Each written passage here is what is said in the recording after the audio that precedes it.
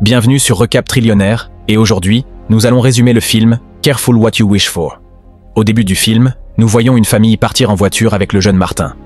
En apercevant la plage par la fenêtre, il est évident qu'ils sont là pour des vacances d'été. La maison de Martin bénéficie d'un emplacement de choix au bord de la mer. À son arrivée, il retrouve son ami Carson, qui le met au courant de toutes les activités proposées à la plage.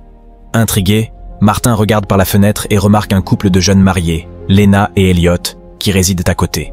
Leurs chemins se croisent discrètement, Martin observant Lena avant qu'elle ne le remarque, ce qui le pousse à se retirer nerveusement de la fenêtre.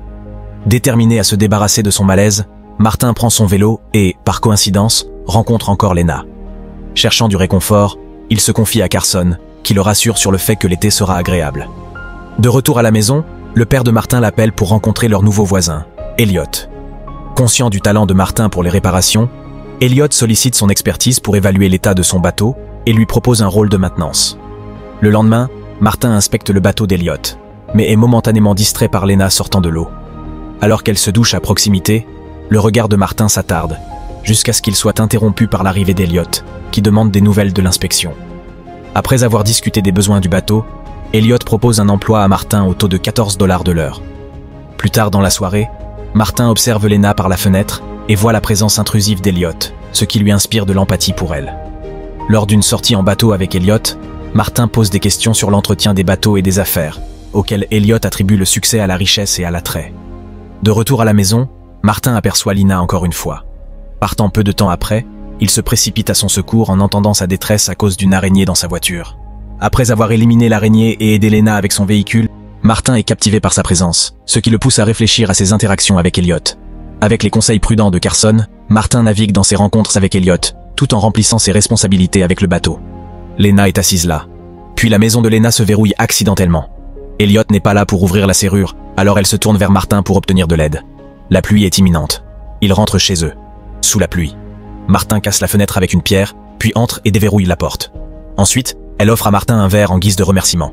Il se blesse légèrement en cassant la fenêtre, et Lena lui administre les premiers soins. Martin, incapable de résister, embrasse Lena. Il s'excuse rapidement, mais Lena réciproque ses sentiments et reste silencieuse. Ils passent toute la nuit ensemble. Le matin, elle lui demande ses expériences passées, auxquelles il ment, prétendant que c'est sa 3e fois. Martin part content des événements de la nuit précédente. Plus tard, il rencontre son ami Carson, qui mentionne avoir entendu leur intimité et encourage Martin à passer du temps avec d'autres filles. Malgré les suggestions de Carson, Martin se retrouve à observer Lena pendant qu'il travaille. Un jour, alors que Martin travaille, Lena l'informe qu'Elliot l'a envoyé pour vérifier les progrès. Ils trouvent à nouveau du temps seul sur le bateau pendant que Martin travaille au bar. Un soir, Lena arrive avec son mari. Carson essaie d'intéresser Martin à d'autres filles, mais il reste indifférent. Le lendemain, Elliot est dans la voiture lorsque Martin aperçoit Lena entrant dans un magasin. Il la suit à l'intérieur et il volte un moment à l'arrière du magasin. Elliot arrive après que Lena soit partie depuis un moment. Dans un geste audacieux, Lena embrasse Martin avant de rejoindre Elliot. Plus tard, Elliot inspecte les progrès du bateau et exprime son insatisfaction quant au travail de Martin, lui demandant d'améliorer avant son retour. Martin voit cela comme une opportunité et profite de plus de temps privé avec Lena. Elle lui offre un téléphone pour rester en contact. Garnet les surprend partageant des moments intimes dans la cuisine. Le lendemain, Martin s'approche du bateau où Elliot et Lena sont présents. Elliot lui confie la tâche de piloter le bateau, puis le moteur tombera en panne. Ensuite, Elliot va l'inspecter. Lena s'approche de Martin et dit « Je veux fournir des plongeurs pour Elliot. » Ce soir-là, Lena contacte Martin et l'informe qu'Elliot est en déplacement professionnel. Le lendemain, Lena envoie une photo à Martin et l'appelle, l'incitant à la rejoindre immédiatement. Par la suite, ils se retrouvent sur le bateau pour passer du temps en privé ensemble. Le jour suivant, Lena appelle à nouveau Martin et le supplie de rentrer chez lui de toute urgence. Elle confesse à Martin qu'elle et Elliot ont eu une grosse altercation, ce qui a entraîné la mort accidentelle d'Elliot après qu'elle l'ait frappé à la tête. Désespérée, elle implore « Aide-moi à sortir de ce pétrin ». Martin lui conseille de maintenir une façade de normalité. Il travaille ensuite au bar avant de rentrer chez lui pour retrouver Lena. Ensemble, ils élaborent un plan pour se débarrasser du corps d'Elliot, en mettant en scène sa mort comme un accident. Sur le bateau, Martin transporte le corps d'Elliot sur le bateau, où il rencontre un policier qui le prend pour Elliot. Martin prend l'identité d'Elliot et procède à asperger le bateau d'essence avant d'y mettre le feu. La situation semble être sous contrôle jusqu'à ce qu'une femme informe la police de la substantielle assurance vie d'Elliot, dont Lena est la bénéficiaire. Par conséquent, l'enquête s'intensifie. L'agent enquêteur interroge Lena sur d'éventuelles relations extra-conjugales, ce que Lena nie. Pendant ce temps, la police reçoit des informations d'un garde de sécurité qui prétend avoir vu un homme ressemblant à Elliot la nuit de l'incident. Les parents de Martin deviennent des sujets de l'enquête policière. et une fenêtre brisée près de la résidence d'Elliot attire l'attention de l'agent enquêteur. D'autres investigations mènent l'agent à l'ami de Martin, qui mentionne l'association de Martin avec une fille dont l'identité reste inconnue.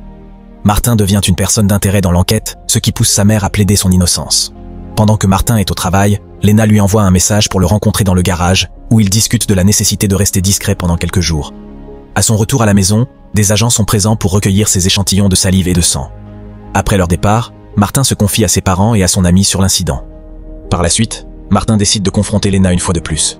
Cependant, lors de leur rencontre, Lina déchire délibérément ses vêtements et crie, lui demandant de la laisser tranquille. Soudain, la police arrive sur les lieux et arrête Martin. Suppliant d'avoir une chance de prouver son innocence, Martin présente son téléphone aux autorités, affirmant la culpabilité de Lina. Cependant, l'agent rejette le téléphone comme preuve insuffisante, incitant Martin à chercher des preuves alternatives. Plus tard, alors que Lina est escortée par une femme, Martin remarque leur tatouage assorti sur les jambes. Réalisant la collusion entre Lina et l'agent d'assurance pour frauder l'argent de l'assurance d'Elliot, les soupçons de Martin sont confirmés. Lina, abandonnant son téléphone pour exonérer Martin, s'enfuit avec l'agent dans un autre pays. Malgré l'arrestation initiale de Martin, il est finalement libéré par la police après que son innocence soit établie. Ainsi, le film se conclut par l'exonération de Martin et la fuite des coupables.